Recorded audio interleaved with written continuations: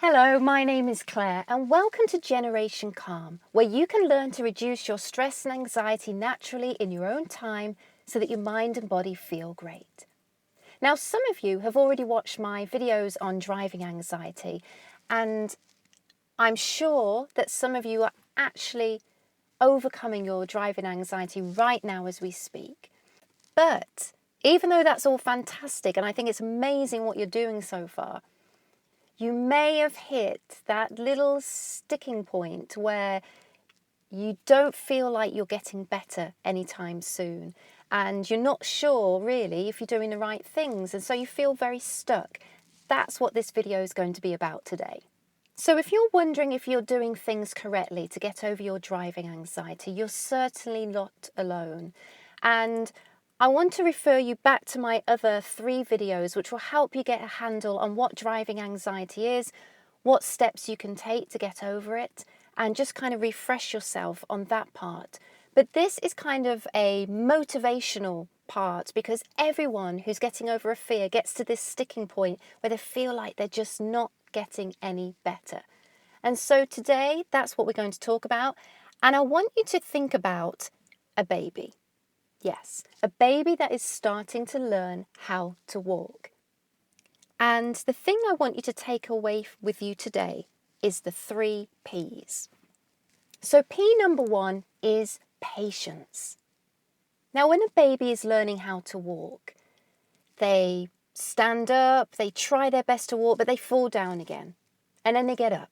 And then they fall down again, and then they get up. They're not comparing themselves with the baby over the road, thinking to themselves, well, they're walking already. What am I doing wrong? They have patience. They have no concept of time. So they're not worried about how long it's taken themselves to learn how to walk. So please, take this advice from a baby. Be patient. Everything is unfolding exactly how it should. Don't rush the process. If you've been scared of driving for 10 years, it's going to take more than 10 weeks to get over this fear.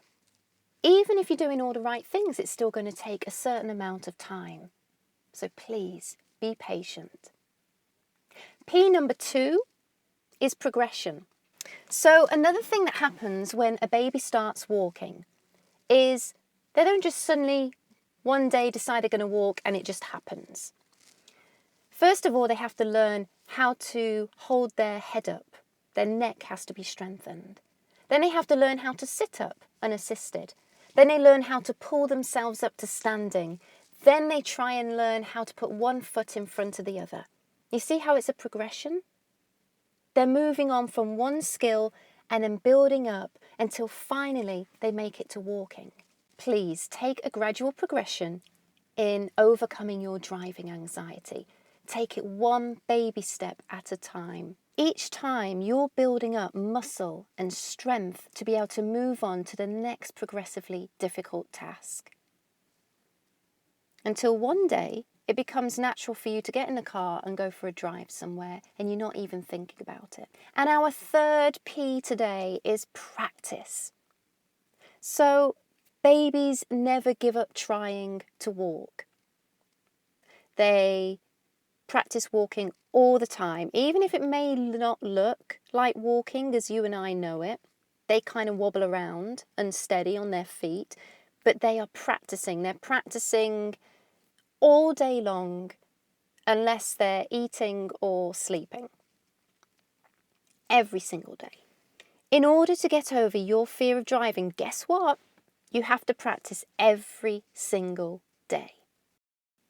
Yeah, you heard me, every single day.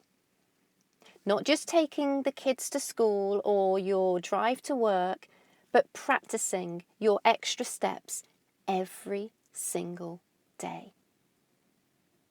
And I want you to practice until you get bored. When you're bored, then you know you're ready for your next gradual progression up the steps. I hope this makes you feel better while you're practicing. Don't feel stuck. Just remember the 3 P's that you can learn from babies: patience, progression, and practice. And good luck, and I'll speak to you again soon.